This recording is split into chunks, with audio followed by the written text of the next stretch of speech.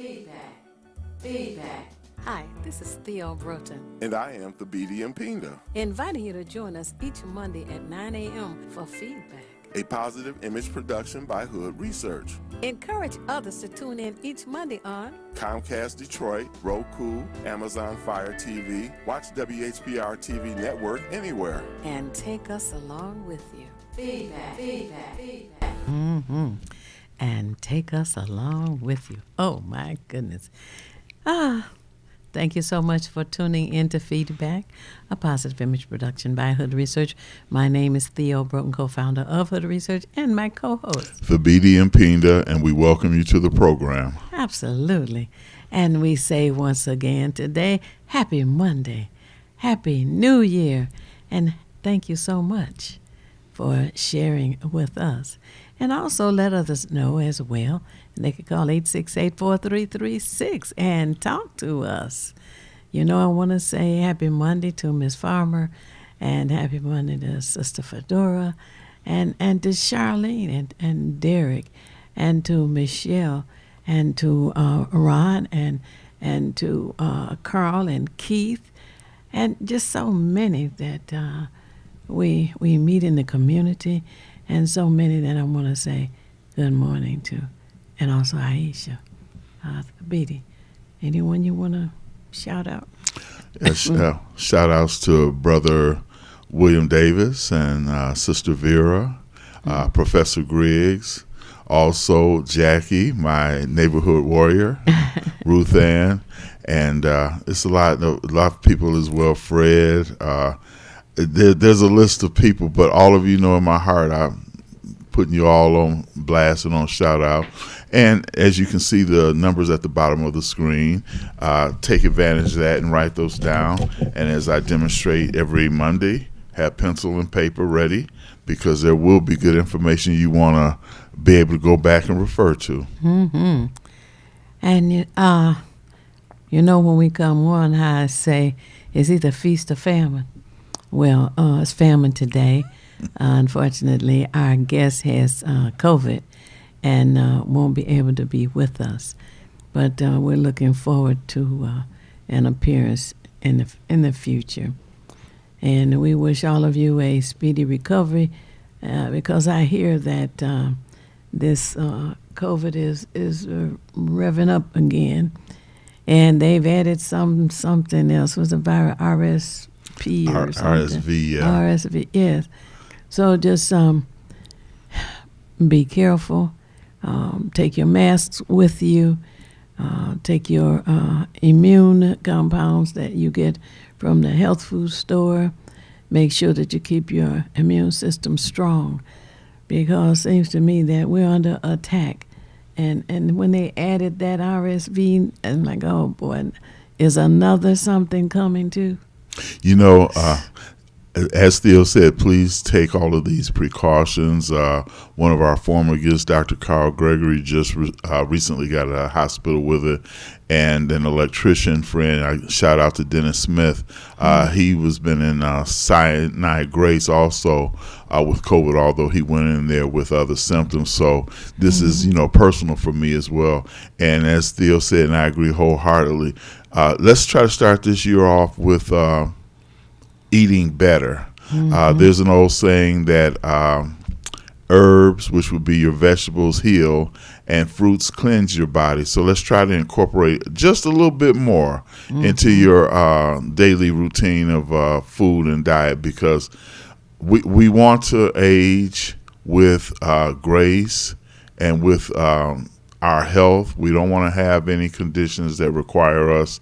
Because I know people now, I just end on this, but I know people now who are taking medications, and in some cases, we know about the multiple side effects that happen. We just don't want you to have to take medications to supplement bad choices, eating choices. So please take care of your bodies. Absolutely. And onion is an antibiotic, and garlic is an antibiotic. And to add that to your cooking or your raw food salads is beneficial for you as well. And I would add turmeric certainly is one of the last ones. And Dick Gregory, I remember saying cayenne pepper as well because it helps with your circulation. We need all the antibiotics, antioxidants, anti-everything. Right. And the turmeric is good for inflammation. So for those who may have arthritis, the turmeric, you can take it as a tea, put it in your recipes. And what's interesting about that, the only a food item that I can think of being purchased in the grocery is mustard. Mustard has turmeric in it, and turmeric is what causes mustard to be yellow. But I just think that's interesting that it only seems to be in that item. Now maybe it's in others, but I guess you'd have to read the label on the different food items in the grocery store to determine that. You know, and the interesting thing about it is that basically most cultures, particularly those who are considered Asian, which would be India, China, and many of the other ones, even in the Mediterranean countries, all use those type of things. And I would add to that olive oil. But if you get olive oil, you want to get extra virgin olive oil, and you want the label to say first cold press, which means it hasn't been subjected to heat, which takes away a lot of the beneficial things of olive oil. And if you take a tablespoon a day, I do that anyway. It's good for your skin and so many things that it's good for. Just we can all talk to Alexa and Siri and Google and everybody else.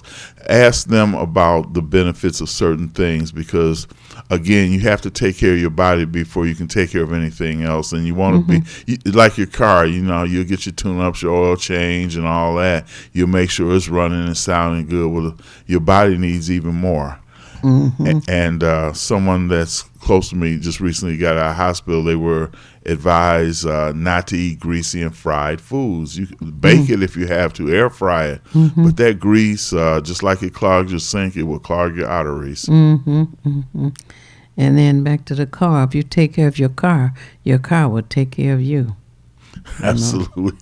That was a saying in my house as the children grew up, So that's one of those, when they said, not an old wives' tale, but that's a fact. That's what that is. And I would add this because I've had to tell my children this, that there's no reason for you, since we're speaking automobiles, but, it applies to us as well on a physical level.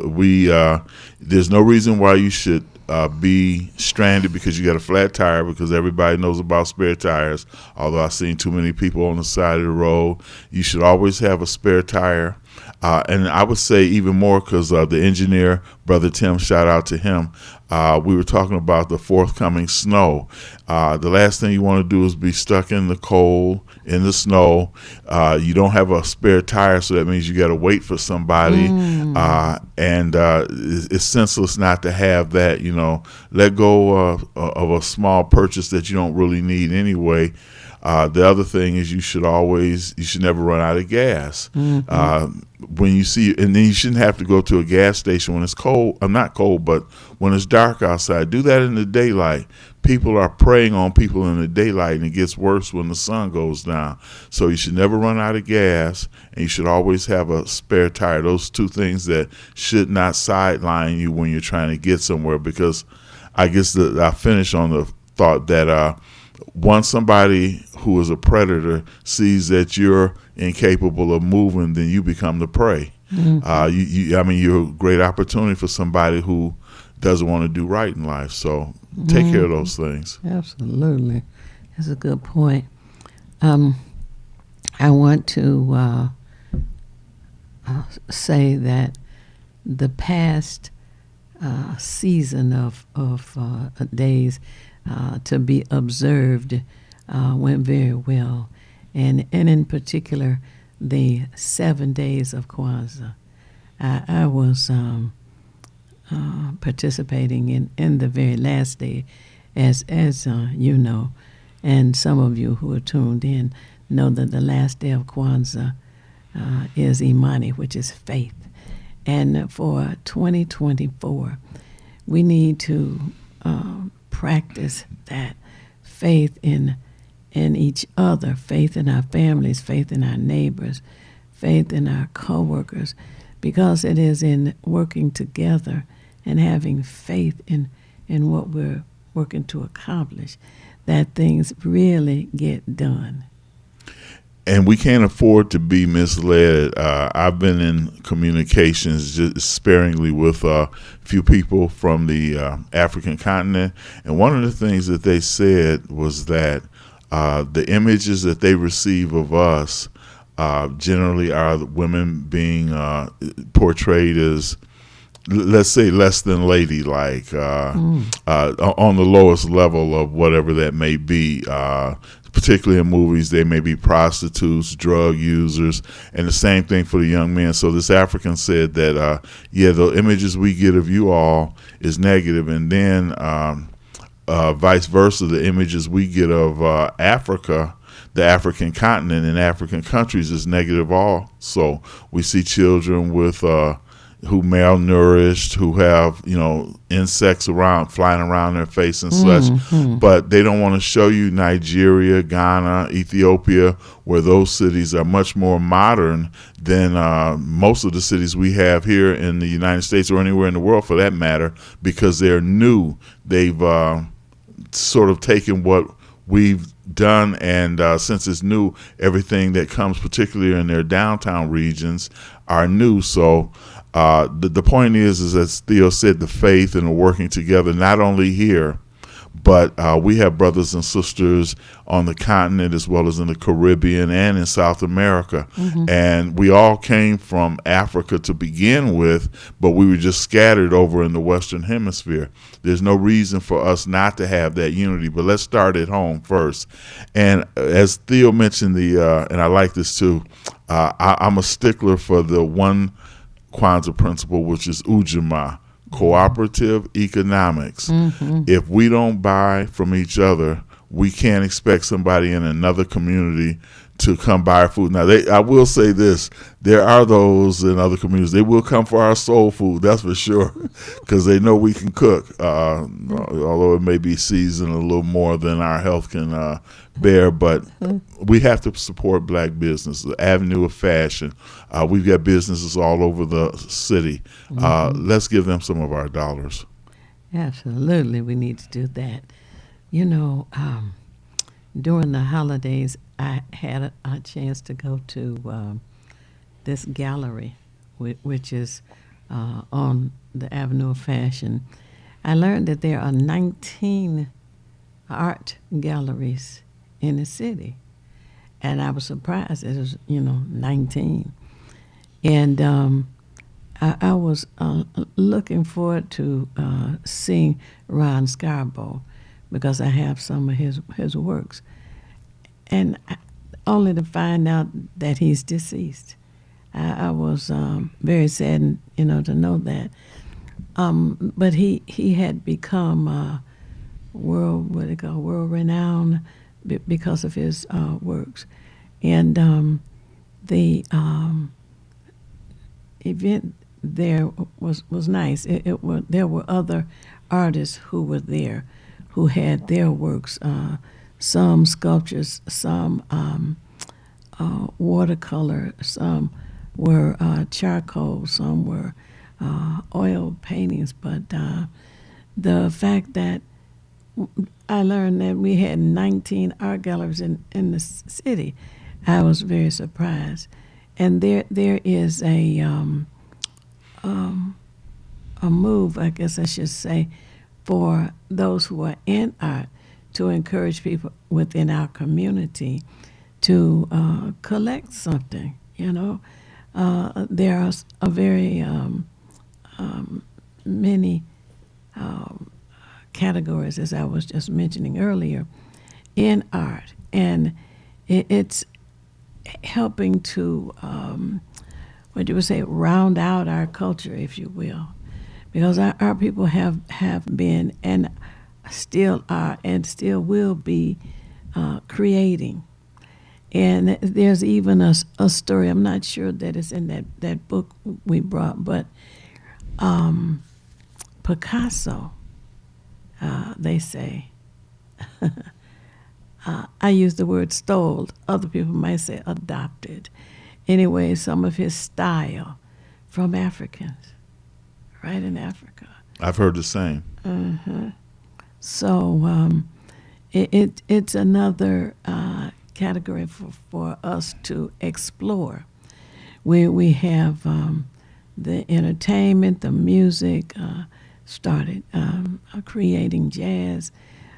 We have the sports, whereas our people have been good in that. And it seems to me that the European community started allowing our men to enter into it, let's say baseball in particular, a good place to start, because they saw dollar signs. And they knew that the Negro Baseball League was getting a lot of attention. And even today, the baseball stadium in Hamtramck is being revamped. I don't know if they have completed it, but it seems that it's going to come under the Department of the Interior, federal government. And it is a historic site. So it's, well, I would say it's about time, let's say that. But good that they have finally started to recognize some of the historic sites that our people, our ancestors, are responsible for. You know, for the viewing audience, a couple of weeks ago, we had Ike Blessed on, who was a former Detroit Tiger. He also played at the Hamtramck Stadium that Theo's referring to. And in addition to that, he played with a Mexican baseball team after he was blackballed. But again, to the point that Theo was making is that this was we weren't allowed, as many of you already know, into any of the major sports. So we developed our own league, and they found out that we had really, in many cases, more talent than they had. And they saw the dollar signs, and they say, well, we don't care about your color. We care about green right now. And so we've been like sort of incorporated, co-opted or whatever, which destroyed the Negro Leagues. But it was about time that we were able to show our ability to not only compete but to excel. And this is also good for the legacy of our children, first to know. And when you mentioned the art thing, Theo, I went to a school with a couple of people who were just excellent with pen and paper. I tried it, but my hand just wasn't working with my brain. I couldn't do it. But with our black artists, as she said, there's, I believe, 17 or 19 galleries. 19 art galleries in Detroit. Those are expressions of our culture and our history and our tradition. And a person can look at those things visually and see a reflection of themselves in it. I had a class during my collegiate days in African American history, and I have to say it was one of the most enriching classes I ever had, because I didn't realize how much we contributed to it, because we were always isolated from mainstream. But as someone said, this is not African American history, this is American history. So we're not going to isolate ourselves as if we are separate from this country. We are the builders of this country. Benjamin Banneker on down, and W.E.B. Du Bois on up. If it wasn't for us, there would probably not be any democracy in this country, such that it is. Oh, democracy. Yes, yes. And we have the presidential race gearing up, and they'll be having the primary in Iowa. What is it, next week or so? Somebody was saying it's going to be Monday. But anyway, in the meantime, it is, I don't know, just sad that you have someone who is so hell-bent on destroying this country and getting even with those people that he perceives to have just done him a disservice. And it's getting to the point where violence is what he would like to see throughout the United States. This man, I think that there have been a few people who have said he has a mental illness, and in the meantime, perhaps some of the court cases will make him wake up. There's a saying, nobody is above the law. Nobody is above the law. If this man gets away with all of the destruction that he's trying to do and getting even wants to get even with the woman that he raped a woman or something, and she won part of the court case. He wants to get even with her too. But if that happens and he gets away with it, that means that nobody is against the law statement has to be put in the trash. It won't be true anymore. You know, it's interesting. His cult following looks at him, and they've even used the term Orange Jesus. What? Yes, I've heard that expression more than a few times. Call him the Orange Jesus, and he's a man of God. But we're dealing with some insane people. Malcolm X told you all that back in the 60s.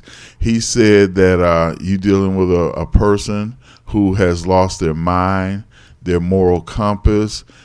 He even made the expression, he said, moral consciousness. He said they have no morals and they have no conscience. And they talk about moral consciousness. So we're dealing with someone who has a complete cult following. He said I could shoot somebody on Fifth Avenue or Wall Street or somewhere and he wouldn't even go to jail. He was right, because he has developed that amount of arrogance. And you said that they say he has a mental illness. Still, I would say he's got multiple mental illnesses. He's not just handicapped by one particular derangement. He's just deranged completely. Mm-hmm. And his followers have or suffer that same derangement. And part of it is the insecurity of them maybe in a couple of decades becoming a minority in terms of the population in America. I think that there's 12 states, I think I read, maybe more than that, but I'm just going to say 12 states where there's actually zero population growth among Caucasians. And so there are more dying than are being born. They want to blame it on immigration and stuff, but they're just not producing offspring on a level to keep par. So that's part of his cult following. There's that great fear that they will eventually be outnumbered, there's no doubt about that. But not only in America, but they've already been outnumbered in the world anyway. It's not like, there was a dominant Caucasian population. They are the smallest population. And let me add another footnote. Okay, now here I am for full disclosure, and this has nothing to do with anyone but me. But when you look at the progress of different racial or ethnic groups in the world, the European is the last one. I mean, the Chinese civilization goes back 10, 15,000 years. The African civilization, you look at the Aztec, the Mayans, the European has only been around maybe since 2000 BC, and this would be during the time of the Greeks and the Romans, where they actually had civilization. So as one of my scholar mentors said, they are the juvenile population on this planet. They are the last ones to come along, and that fear is there. But that means get out and vote, y'all. Hey, absolutely. Because the man said to Sean Hannity recently in an interview, he says he's going to be a dictator for one day. Now, he's been lying all the time. He says he's going to be a dictator for one day. You can believe it won't last one day. And I still say he's going after everyone. Now, we're coming to the bottom of the hour. Uh-oh. Well, I enjoyed that dialogue. And for those of you who have enjoyed it as well, please call someone during this break. Get your orange juice or your coffee, your milk, and just settle in, because we will be coming back momentarily.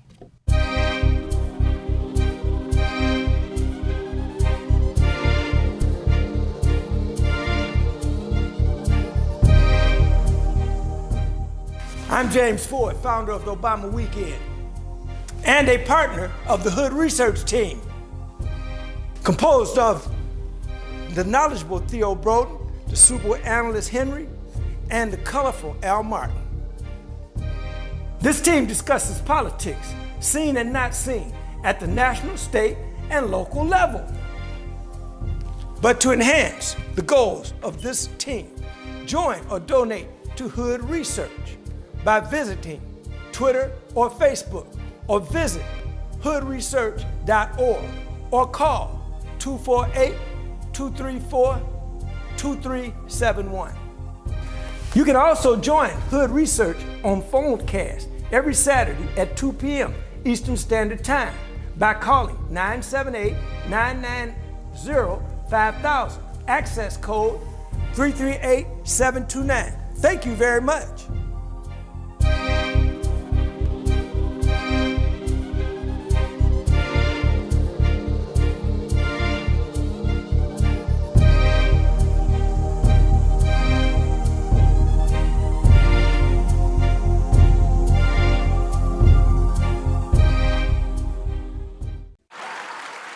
It's the These Nuts Show with your host, Butter and friends. Butter here, magician escape artist, practicing for my show tonight. Come on in, have a seat. All right, everybody settle. Butter, you're on in 5, 4, 3, 2. In a few seconds, there gotta be enough to get out of this one. Twist a little turn, ta-da! It's showtime! It's your old friend Butter here. I may be a nut, but I know to wear my mask. Please welcome our first guest tonight, fitness guru, Wally Wallman. Wally Wallman here to tell you to wash your hands with soap and water for 20 seconds so you will stay healthy and strong like me. Almond Cruz here, sliding in with the news. Distance is what we must do to stay away from the chew and other germs in the air that might be trying to get on you. Social distancing is a wonderful way to see friends. As long as you're 6 feet apart, you win. Hey there, friends. I wouldn't miss this for the world. It's me, Pumpkin Spice, your healthy girl.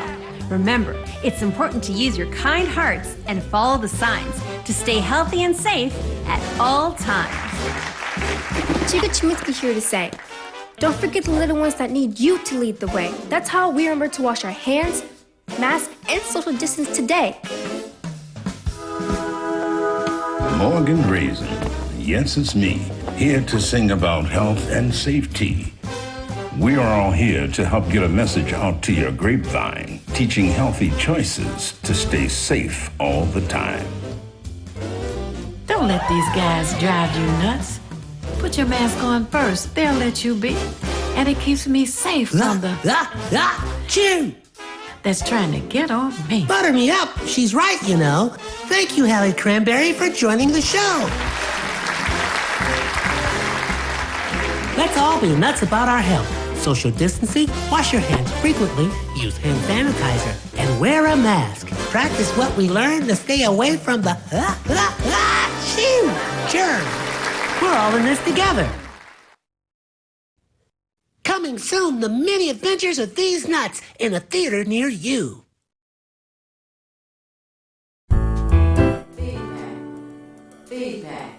Feedback. Hi, this is Theo Broughton, And I am Thabiti Mpinga, inviting you to join us each Monday at 9 a.m. for Feedback. a positive image production by Hood Research. Encourage others to tune in each Monday on Comcast Detroit, Roku, Amazon Fire TV. Watch WHPR TV Network anywhere. and take us along with you. Feedback. And we are back. And yes, I would like to, for those who are listening and viewing, let you know that you can share with your friends that you can also see us on Roku, Amazon Echo, Apple TV, Google TV, and 15.2 if you've got the Rabbit Ears TV. And many of you know what Rabbit Ears antennas are. That's right. And people used to take aluminum foil and a little piece in it, wrap it around the end of each of the Rabbit Ears antenna on the TV to bring in a stronger signal. Do you remember hearing about that? That's our creativity. If you give us lemons, we'll make lemonade. But we've always been a creative, not only creative, but a resourceful people as well. Mm-hmm. And for us to have endured all this time in this country and still be as strong as we are, strong-willed, strong-minded, creative. We never let anything, particularly our ancestors, who not only here but on the continent, but particularly here, have never let adversity be a problem. It only motivated us, it strengthened us, it strengthened our resolve, and we made a decision. As you see, I have my Huey P. Newton shirt on, Dr. Huey P. Newton, because a lot of people don't know that he's a doctor. He got his doctorate in social studies. It says power to the people. Well, who are the people? That's us. That's you. That's your neighbor. That's your church member. That's your coworker. That's your coworker on the job. We are the people. And if we behave as fingers independently, we don't have as much as if we work together. All fingers can make a fist, and that fist is strong. So we must behave in that way. And just a final thing, which I'm sure I'll come back to, is that the recent numbers that I received, the disposable income, mind you, this is not income that goes to bills and such, but the disposable income in the African American community is $1.6 trillion with a T. $1.6 trillion. If we just use 1 trillion of that, even a fraction of that, think of what our communities could look like.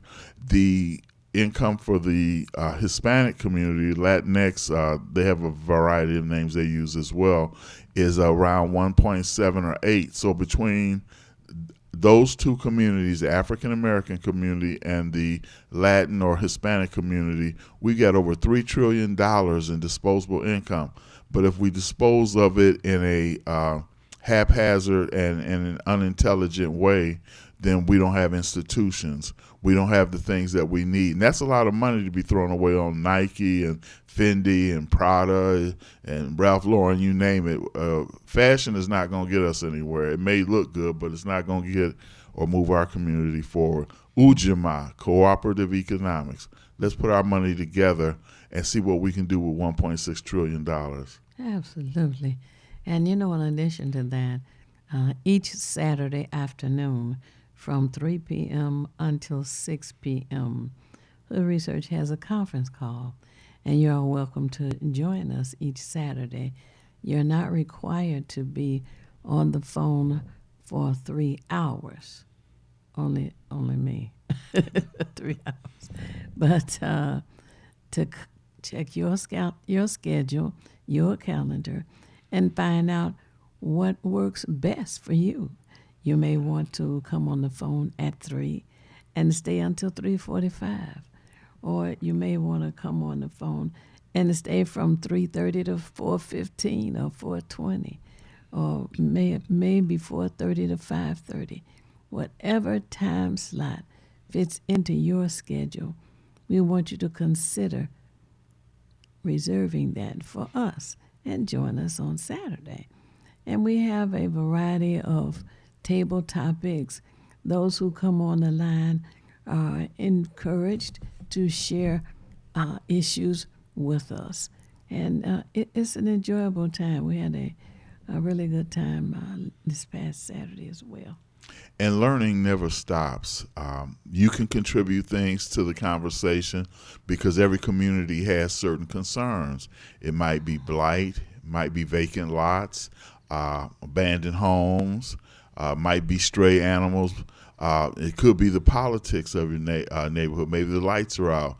But just becoming a part of that conference call makes all the difference in the world because as I've listened to national talk shows with black hosts, and I can hear what's going on in Chicago, Atlanta, California, etc., we also need, and this conference call facilitates that, we need to be able to talk about what's going on in Southwest, Northwest, the East Side, the West Side, because these are all communities. We're all Detroiters, and there should be no division based on East and West, and or even perceptions of what it's like to be one, because we can be our own worst enemies by being critical. So, man, I wouldn't fool with them people over here, over there, but we all Detroiters. We're all paying taxes in Detroit, and so it's critical that being a part of a conversation like this, that's where we establish unity and bring the youth into it.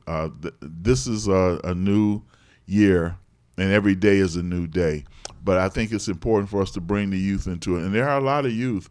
Theo can vouch for this more than anybody I know, that there's a lot of youth who are engaged. They really are, as they say, woke. We said conscious. They said woke. It's all the same thing, because you can be unconscious or unawoke or sleeping or even in a coma sometimes. We've got to get beyond that, because our unity, we are a family when it all comes down to it. And I've looked at, I don't really care for Henry Louis Gates, but he does this program on PBS called Finding Your Roots. And one of the things that he's discovered, that some celebrities didn't know that they were related to other celebrities, but as he went down the family tree and all of the resources he had to track it down, well, there's a rapper I like, Nas, who really he's been recognized by Harvard and a lot of other places. So even rappers, if they get any sense, can ascend to some of the higher echelons, particularly when you talk about Harvard. But him, Nas, and Tracy Morgan, the comedian and actor, found out that like 3 or 4 generations gone by, that they are actually relatives as well. So we have a lot of connections. When they let us, well, I put it like this, they didn't let us. When they divided us on the plantations, and one person may have went to Kentucky, another one may have went to Tennessee or Missouri, Mississippi or something, we lost some of that connection, although we struggle to find our brothers, sisters, elders, etc. So we have more in common than we have that's not common, and we've got family we don't even know about. So again, let's try to again, we don't want to say, well, they on the east side, we on the west side, and you know how they act down there on the northwest side or something like that. We all Detroiters, and we all paying taxes. That's right. Oh, taxes. Oh, you mentioned taxes. There's this issue. Oh, it's called property value tax. If it ever comes close to you, vote no. The mayor was on Flashpoint and was trying to give a reason why the property value tax should be something we should like.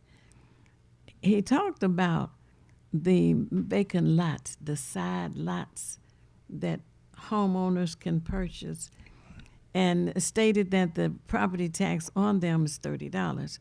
But if he gets this property value tax scheme approved, then you know who's going to have to pay? Those people who own scrap yards and automobile lots. And I'm like, what? If that's the only group of people he's concerned with, then why not just deal with that group of people? Why bring in the residents who have already been scammed out of $600 million of property tax by over-assessment of their property?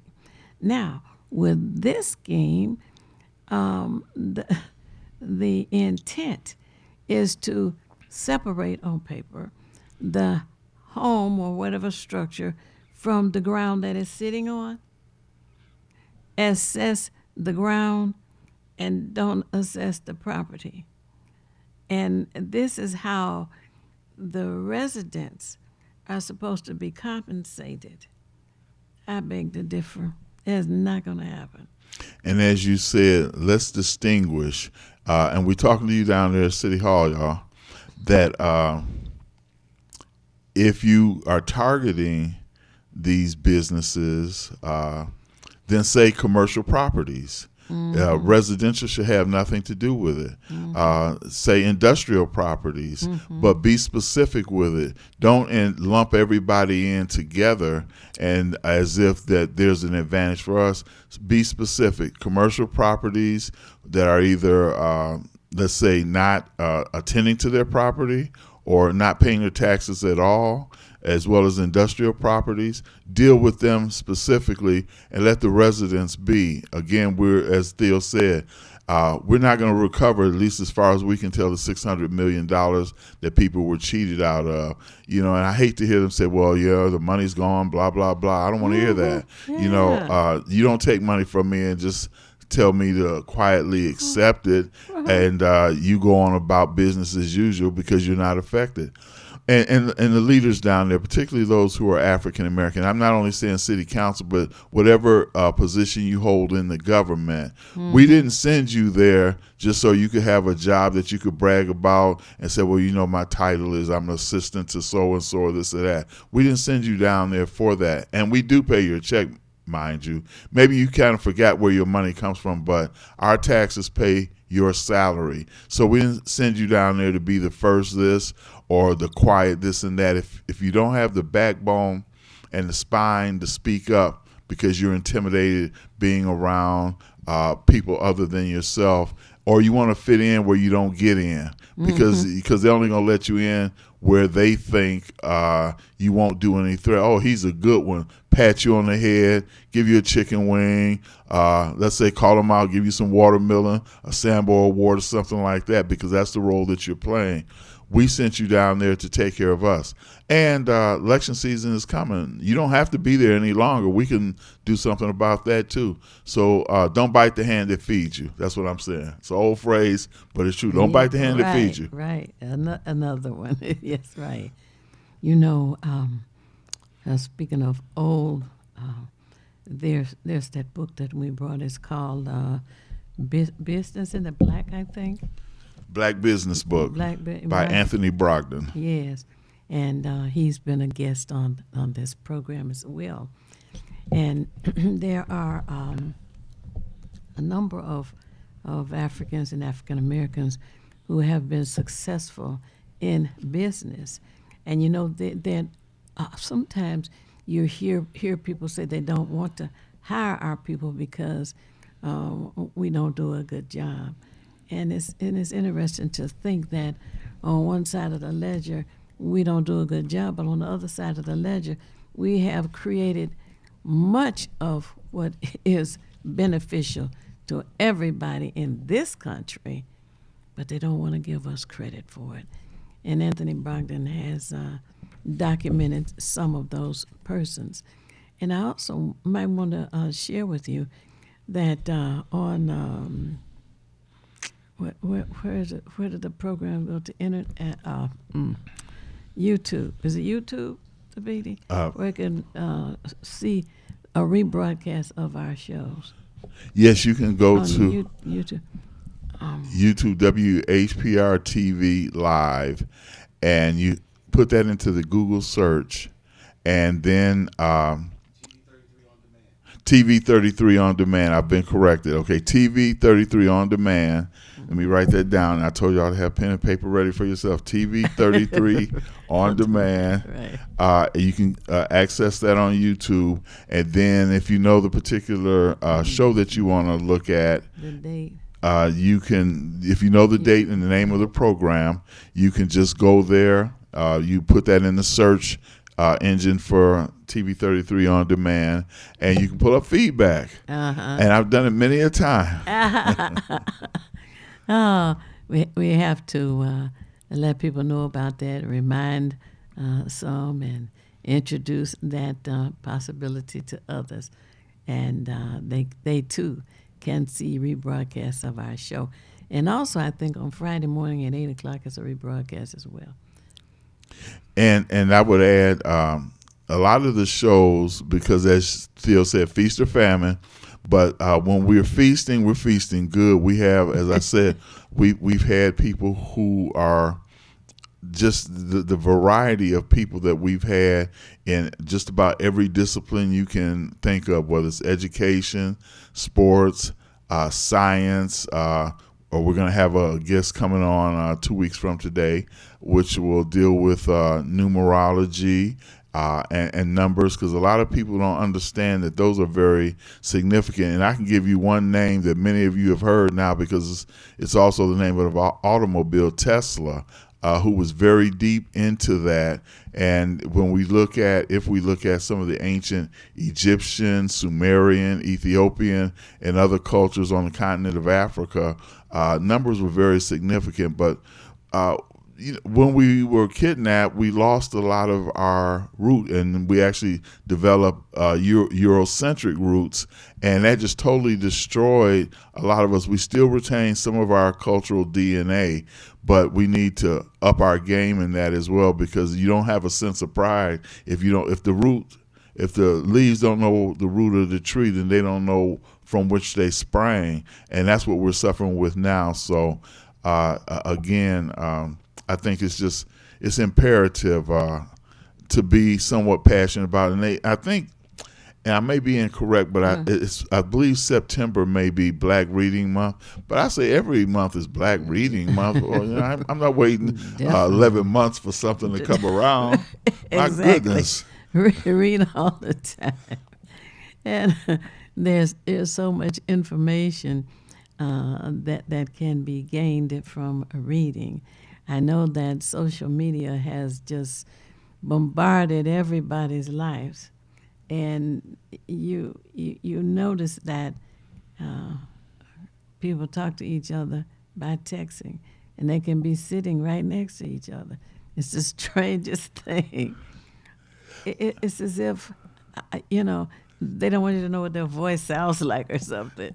No, and it's interesting, because there was a show that the Wayans brothers did called Don't Be a Menace to Society While Drinking Juice in the Hood. I believe that was the title of it. And in it, they have a small thing where they got two guys, as Theo said, they're standing next to each other now.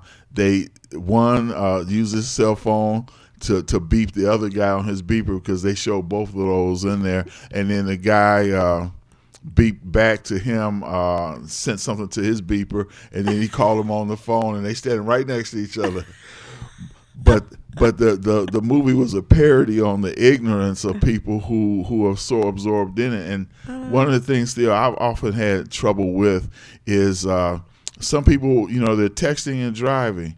Well, you shouldn't be having your phone out anyway. But why can't there's an icon on your phone that has a icon of a speaker. So all you have to do is just, rather than try to look at every letter that you're trying to put in there in the text, all you got to do is just speak into it and say, hey, Ralph, call me in about 15 minutes. But you don't have to text him that. You can say it. The phone is going to record your voice. Hit send, and then you got it. Why you got to be texting Ralph and putting your life and other lives on the line? And the last thing I want to say on that, as far as driving, well, two things. One, James Ford, as many of you know, and you see him in the commercials, is pushing to go to Lansing this year, because there are too many people. And I saw it today while we were on the way to the station. A guy's just sitting there, Grand River in Wyoming, and he just decided, well, I don't see nobody coming. I don't care if the light is red. I'm just going ahead and make this turn. Now, I've seen people who got close to accidents as a result of thinking that they could run the light and they had enough room. In other words, they're just taking chances. They're willing to take a risk that's not necessary, and the results are tragic. Unfortunately, a extended family member recently ran from the Warren police, and many of you may have seen that on television. Let's say his paperwork wasn't right, but he tried to flee from the Warren police. He ran a red light. There was one of these large moving trucks, and he actually ran up under the truck, because the truck sit higher, and he died. And I heard, but I don't know if it's correct or not, that because of the windshield being higher, he was actually decapitated in the accident, trying to flee the police. So I saw one of the cousins about a week ago, and they're still grieving over that and wondering why. He's like 24 years old. Oh, wow. He's actually my nephew's cousin. So it doesn't make sense to run those risks while you're driving. If the worst you could do is get a ticket. Even if you had to spend a week or so in jail, get your bail, death is not something that is a good bargaining chip trying to outrun the police. And we've got to do better than that, because our youth are doing that all too often and too much. The more mature among us, we just pull over to the side and deal with the consequences. But don't think you can outrun them. They got more cars than you. They got helicopters. They got drones. And in most cases, you're not getting away. Forget what the rap songs where you see rap videos, people doing that. That's all Hollywood. That's not real life. And then they stage everything. The director says cut, they go to the next scene. You can't do that with your own life. So we got to do better than that. And I'm just hoping that you will talk with your children, your nieces and nephews, because I talk to them. Some of them are listening too, and some of them just like, I wish he would just finish. But what we're trying to do is save them, because they are the generation behind us. They will perhaps produce families, and we need the family unit to be tight, to be tight-knit, because, again, we're all we got. And I just want to address a point that I made about the $1.6 trillion that the African American community has. That's more than 90% of the countries on the planet. So there are, and we outdo places like, well, certainly certain Eastern Bloc countries, whether it's Yugoslavia, Poland. We have more income in our hands that we throw away than 90% of the nations on this planet. But so we have enough to start a nation if we wanted to. Yeah. I mean, that's real money there, $1.6 trillion. But as Dick Gregory said, if you put it in the hands of people who just want to hear music, wear fancy clothes, have shiny cars, if we got reparations, we would suffer from that, because if they gave us, let's say, $50,000 apiece, we would blow $50,000 and giving it right back to the same capitalists that have been taking it from us before, because we don't have any sense of. And I think you said this, Theo, once too. We need to.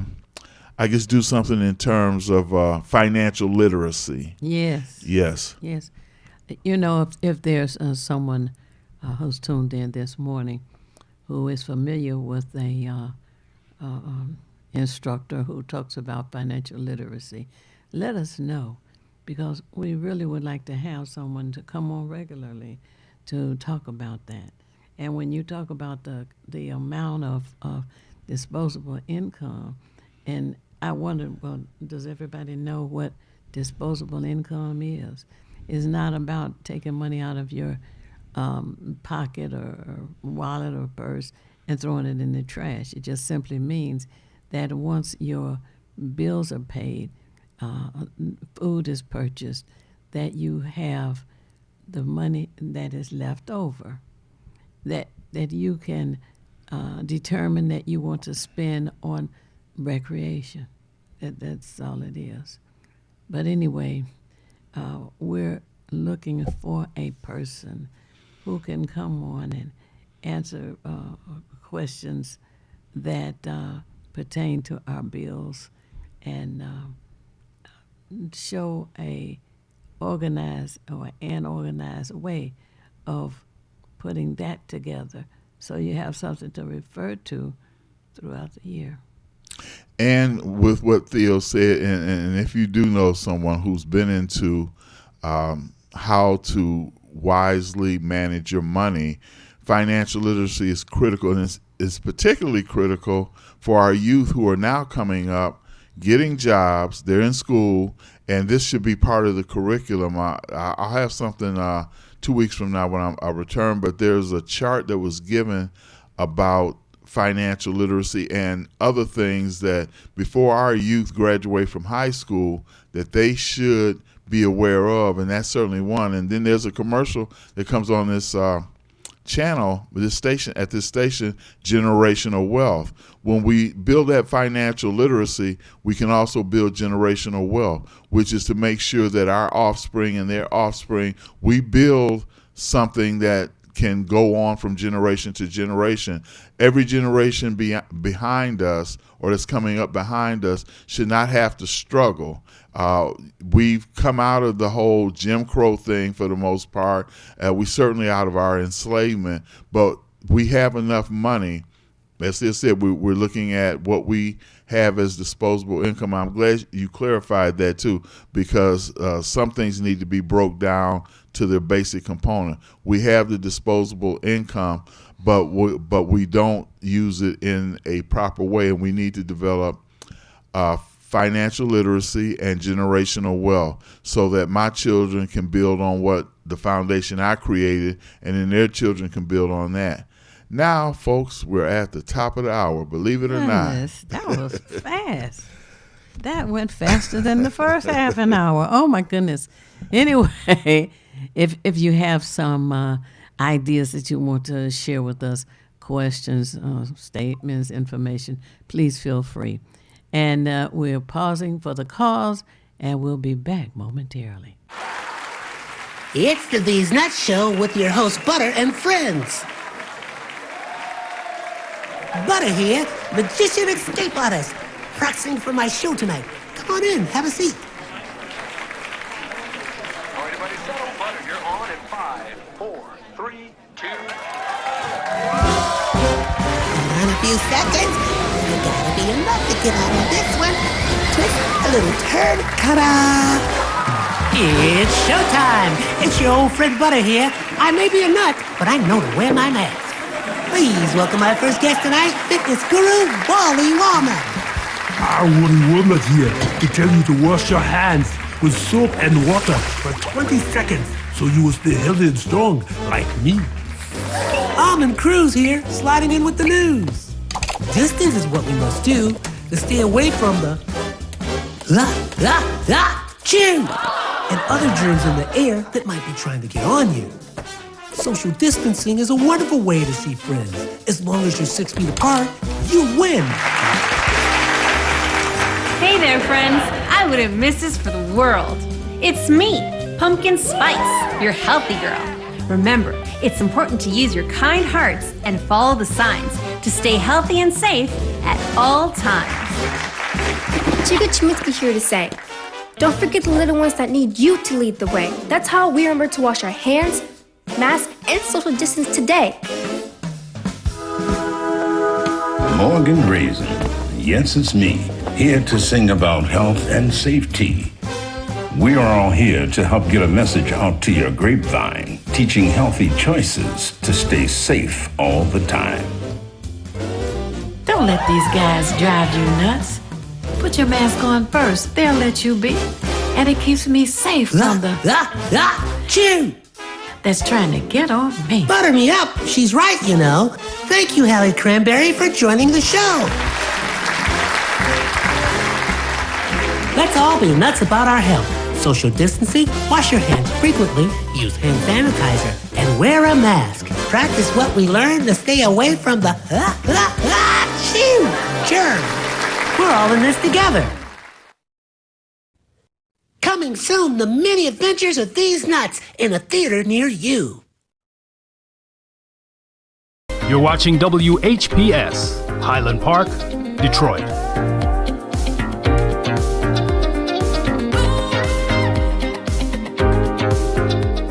WGPR Detroit, HD2.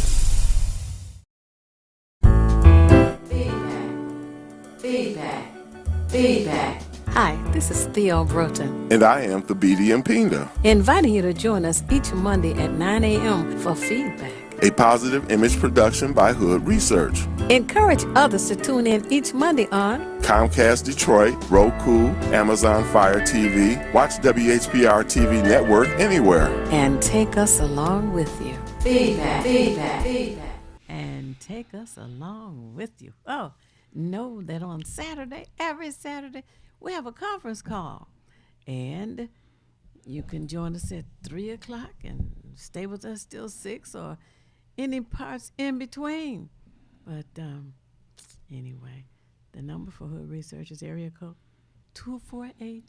248-234-2371. And the number is in the voicemail. So if it rings and you get it, then you can dial the number. Rings one time, then you put in the access code. Now, this book that we have.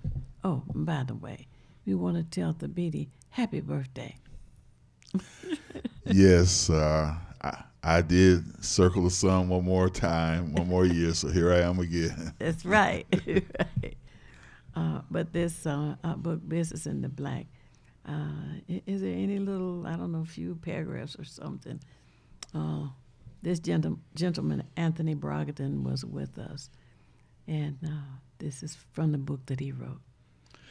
Yes, now, we're all familiar with, or most of us are familiar with Greenwood, which is in Tulsa, Oklahoma, where we had what was called Black Wall Street then, and what happened to that. But some of you may be familiar with a film that was called Rosewood. And here's a little background on Rosewood, because we had many prosperous black communities which are jealous, some of our jealous Caucasian brothers envied and resented. And this is a brief overview of Rosewood, Florida. Rosewood, Florida was founded by both blacks and whites in the late 1890s. By the early 1900s, it became a predominantly black town. Over the years, tensions were high against blacks by some racists in the nearby towns. One night, January 1923, so that's basically 101 years ago, a lady, white, is heard screaming, then complains she was raped by a black guy. Well, the racists who were waiting for any excuse went on a rampage, killing several blacks and burning down many homes and businesses. Her accusation was later proved to be false. Now, that's interesting because we know the same thing happened with Emmett Till, 1955. It was said that he had whistled at a white woman. She didn't have nothing to do but lie. So she lied on him. Her husband and I think his brother-in-law, along with some other rowdies in that community, snatched him out of the house while other blacks were there in the house because he had been fingered as the one who had whistled at this man's wife. So Rosewood, Florida is another example, and the Scottsboro Boys, as a matter of fact, is another example. 9 black men on a railroad car. I guess you know how let's say vagrants or hobos would jump on a train just to get to another place and try to start their life. The Scottsboro Boys went through the same thing. 2 white women lied, said that a black man had accosted them, proven to be false later on. But in the meantime, as with Rosewood, as with Greenwood and many other black communities, all you had to do is just say that a black man did something. This gave them, as far as they were concerned, a legitimate reason. So remember, Rosewood, Florida, 101 years ago this month, was burned down, and businesses burned down, people killed as a result of a false accusation. Well, you know, here in the city of Detroit, that happened as well. And in 1942 and 1943. You hear about 43, but you don't hear about 42, where a black man was accused of raping a white woman. Another time, black man was accused of throwing a white baby in the water. And on Belle Island, neither one of those things took place. But it was an excuse. And they believed each other. No matter what was said, they believed it. Oh, it had to be true. Joe said it, you know. And we got to follow Joe over there and get this whoever and hang him. And it was a part of their culture, shall we say. And it's sad to have to use that word, culture, to describe an ethnic group of people who were so, I guess you would say, jealous, so hateful at what others had done, what our people had done to make life better. And they were jealous. But part of that issue, in my opinion, is if you have enslaved a group of people, and that group of people happen to be doing your bidding, your work, because you're too lazy to do it yourself, then they are the ones who find a better way to do whatever is being demanded of them. When Bubba and his cohort was sitting under the magnolia tree watching the slaves cut down the trees and taking them to the sawmill at the bottom of the hill. Well, they were just sitting, sipping on mint juleps and doing nothing.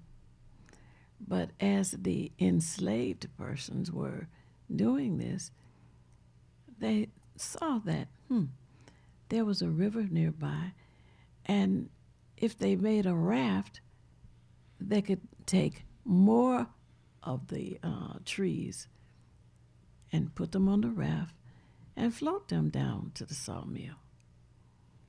So you see, part of the reason why our people were so creative, so inventive, was because they were the ones being made to do the work, and they found easier ways of doing it. There's an old quote, and quotes are like my number one thing because they can make a point so clearly but so briefly. There's a quote that says, necessity is the mother of invention. Mm-hmm. We knew we needed to do something to make whatever we were struggling with easier. Mm-hmm. And so our minds went into creative mode and say, as Theo said, I like that too. I had never heard it put that way. Looked at the river, thought about making a raft and said, hey, look, instead of us struggling and breaking our backs, why don't we just do this? Mm-hmm. But that's the inventive nature of our people. And something you said a moment ago in that whole context, Theo, that I really like, you said, it's part of their cultural, I believe you said nature or something along that way, the behavior that was exhibited? Oh, yes. Because of the jealousy. Yeah. And because they were not coming up with better ways of accomplishing a task, okay? But the mind that they had, if they had put it to work thinking about like making life better, could have come up with some other inventions and creations. But it was just simpler to steal from our people. Now, I want to take y'all down the road of history. We're going back over 2,000 years ago, so follow me with this. Okay. Now, Aristotle, who was a teacher of Alexander the Greek. Some people say Alexander the Great. I'm going to say Alexander the Greek because that's what my scholars have told me to say. When they raided the library in Egypt called Alexandria, a lot of the knowledge that came, which was accredited to Herodotus, Aristotle, Plato, Socrates, they learned that from the Egyptian priests, the Egyptian scholars, architects, and such. Now, when you say take our ideas, this is exactly what Greek and Roman did. And even though they acknowledged that they got their training from Egypt, Ethiopia, Nubia, and certain other countries within the northeast part of Africa, the Europeans that followed after that gave them credit for something that they didn't even know. And the Africans were reluctant to teach these people like Plato and Socrates because they knew they were primitive people. But Plato and Socrates, who were more, let's say, academically oriented, they allowed them in and they taught them only a portion of what was known in African culture at that time. But I'm getting to the point that Theo made about theft, about taking our ideas, our visions, and then acting as if it was an invention of their own. The cotton gin. There's so many things that we created that they would, Lewis Latimer, even though Edison may have came up with the idea about the light bulb, if it hadn't been for Lewis Latimer coming up with the filament, because what Edison was using was burning out too fast. You know, if you got a light bulb that only lasts an hour, that don't do you any good. You're in the dark again, right? So Lewis Latimer refined that filament, and I'm a retired electrician, so I know a little bit about filament and how the whole electrical circuitry functions and how it's fed. Had it not been for Lewis Latimer, yet we don't hear this. Now, next month is Black History Month. But as far as I'm concerned, this month is Black History Month. Again, we're not going to wait for 1 month to come and then we take 11 months off and then here we go again trying to learn that. And one of the last things I'll say, they have an exhibit on Mandela. Now, the guest that we had on here, Dr. Carl Gregory, many years ago, he told me he's visited 20 countries, which included South Africa. And one of the things he told me that kind of struck me was that while Nelson Mandela was incarcerated on Robben Island, that he actually went and visited with, as part of a group, he visited with Winnie Mandela, and they actually spoke with the ANC, which was the African National Congress, to try to let them know, number one, that we were supporting them. Now, Randall Robinson, somebody you may not know, he did the Trans-Africa, I believe it was Trans-Africa Union. So he was developing relationships with the African continent. And but my point was that there's an exhibit about Mandela, and this would be a great thing for you to bring your children. I'm taking my granddaughter because I have to say, she's become a joy of my life because she actually wants this stuff. She will see African-oriented history, and she'll share it with me, like the Harlem Renaissance. She's familiar with that. This is something, expose your children to it. You don't have to beat it into their heads. Just expose them to it. That's all I would ask of any of you. Let them know that this stuff exists, because when they see a reflection of themselves in history that's positive, that gives them the momentum to want to do something. We don't want them to be imitating Nicki Minaj and Lil Wayne and all these other people, because they made their money by holding our children hostage with their music, negative music at that. So it's important for us at least to provide balance. That's all I can ask. We want balance. Definitely. And, you know, there are people who want to say, and I have not talked about this in a little while, that they want to say that the rap that has those awful negative lyrics is not harmful, and that's just not true. It's being proven that it is very harmful. And when you tell somebody go spray the block, which means go shoot up whoever, then you notice that in a news report this morning, a young man was walking, I think they said he was walking home. Car came by, rolled down the window and shot him. And then in the update of that, the police said that it doesn't seem that he had any relationship with the people in the car. Didn't know him. There's a young child, I know she's less than 10. It was recently said, this happened within the last couple of days, by the way, that someone who was doing just what Theo just said was riding, and he just decided to shoot at random. So she may have been 8 years old, but she was less than 10. And she just shot. You know, she don't know nothing about it. And I remember over a year ago, there was a grandmother who was sitting near a window, and she was actually reading. And somebody just decided, and a lot of times, the house is a mistaken house. They didn't even know they were shooting at the wrong house, but this grandmother got shot. She didn't die, but just the fact that she could sit in her living room and be a victim of gun violence with no idea, and then nobody wants to talk. They call it snitching, but for those of you, let me just tell you what snitching is. Theo and me commit a crime, right? They catch me, but they didn't catch Theo. So now I'm sitting up there with the detectives being interrogated, and I said, well, yeah, y'all got me. Hey, Theo, you need to turn yourself in. They got us. Now, Theo ain't nowhere to be found. But if some stranger comes into your neighborhood, they're driving a blue Chevy or whatever it may be, if you tell on them, you're not snitching because you weren't a part of whatever their criminal activity was.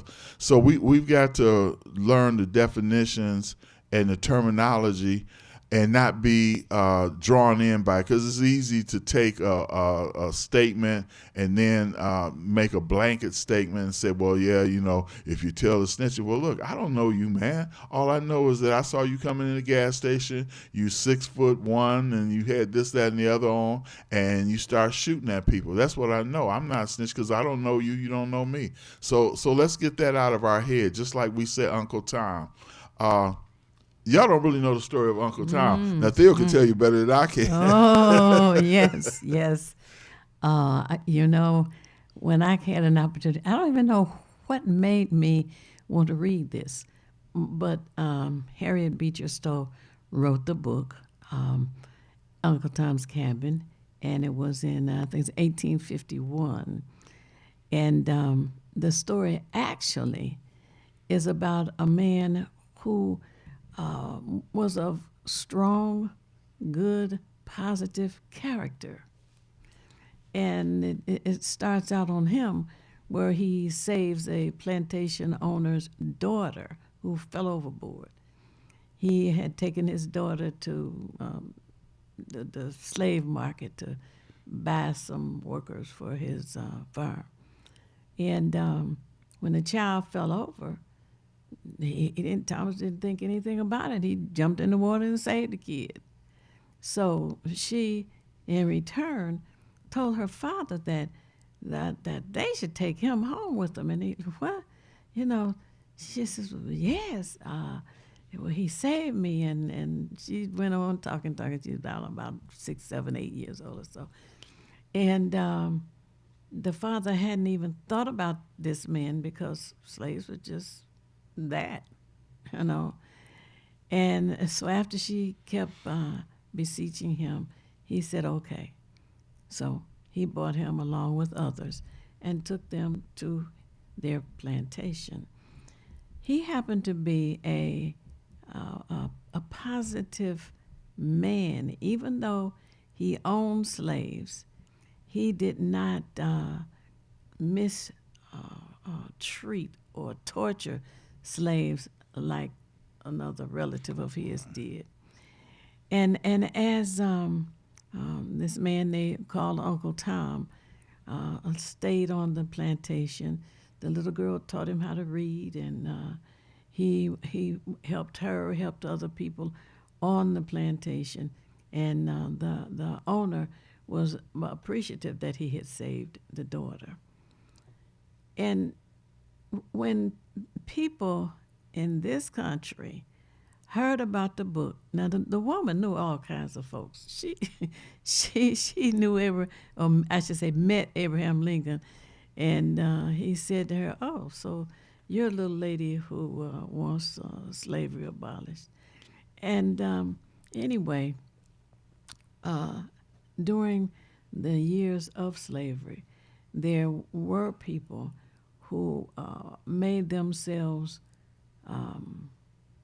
valuable, shall we say, to the plantation owners. Because as we have discussed a little earlier, our people were very creative, always inventing something, and something that could benefit them as well as others. And we've heard about some of those things over the years as well. But whites did not like the fact that this woman wrote a book and had the nerve to talk about a black man in that book who was of positive character.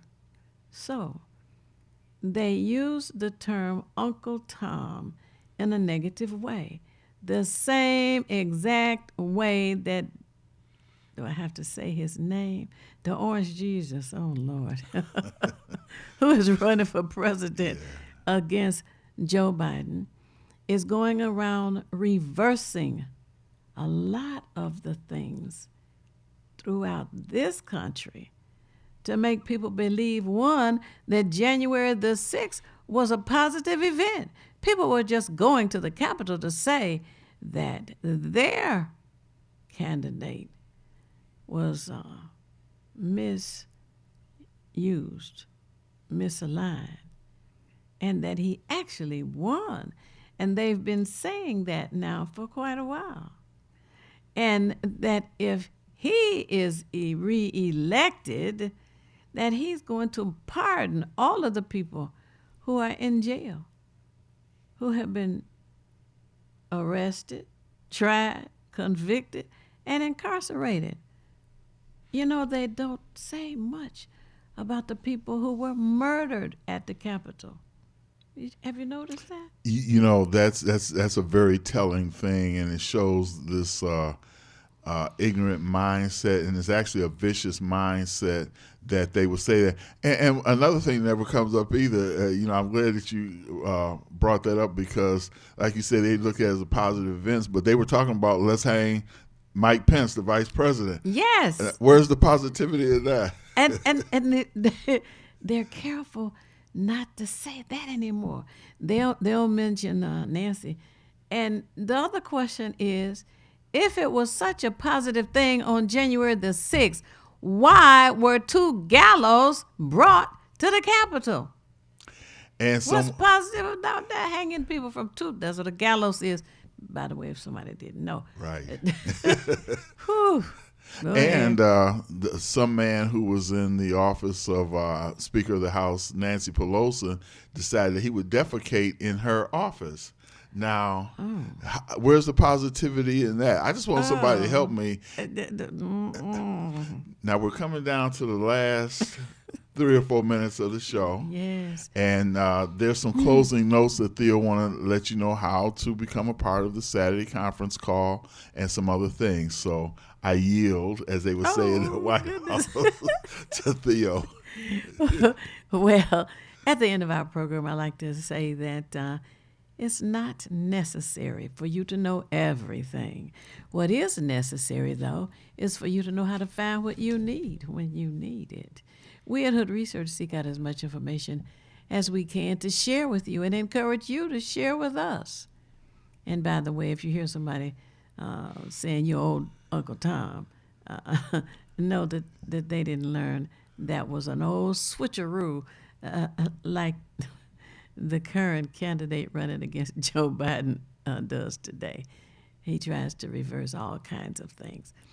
Anyway, the conference call that we do each Saturday at 3 p.m. has a number that you dial. It rings one time, then you put in the access code, press pound, and you will hear us talking and join us. The telephone number, for those who do have pen and paper handy, is dial 1. The area code is 978. The telephone number is 770-5000.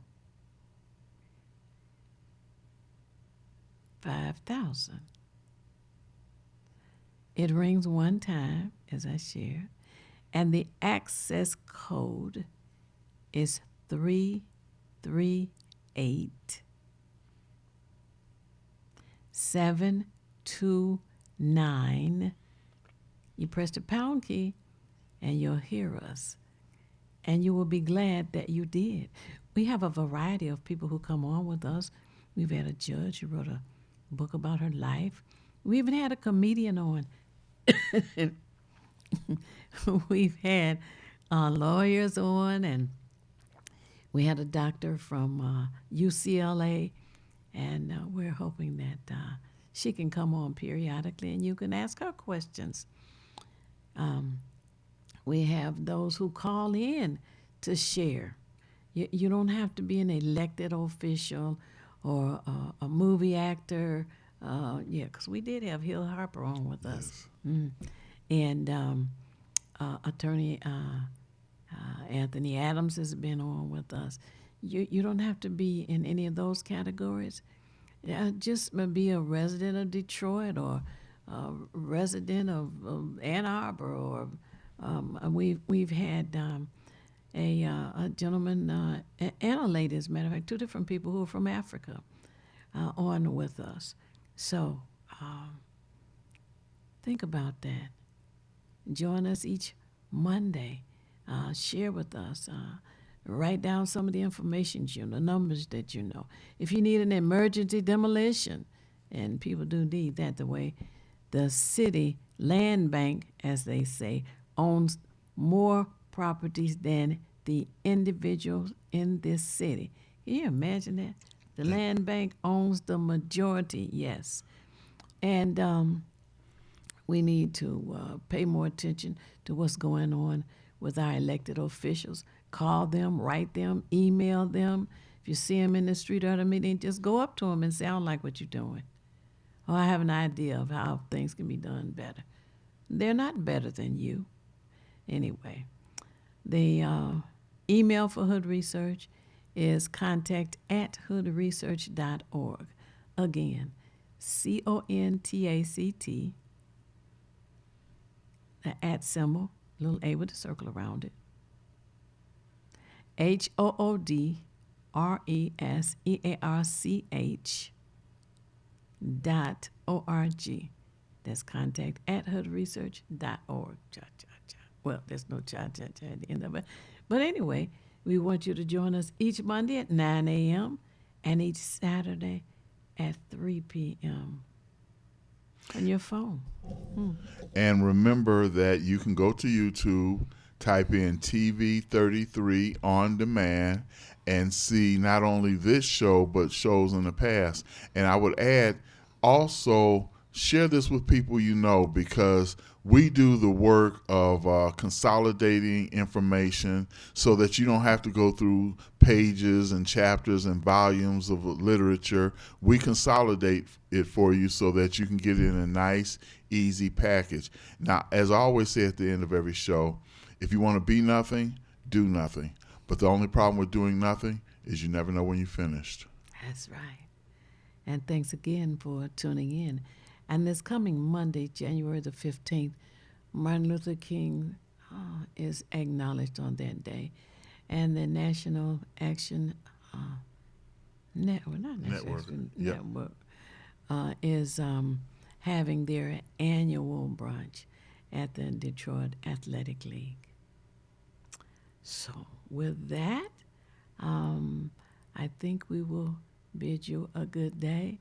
Don't forget, as the BD said, make preparations because tomorrow is coming.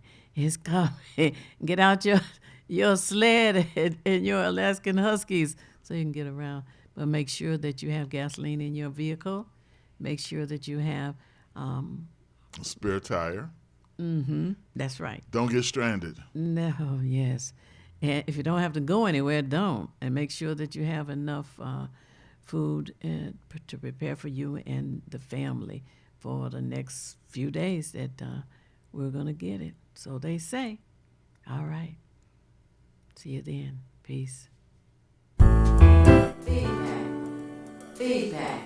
Feedback. Hi, this is Theo Broughton. And I am the BD Mpinga. Inviting you to join us each Monday at 9 a.m. for Feedback, a positive image production by Hood Research. Encourage others to tune in each Monday on Comcast Detroit, Roku, Amazon Fire TV. Watch WHPR TV Network anywhere. And take us along with you. Feedback.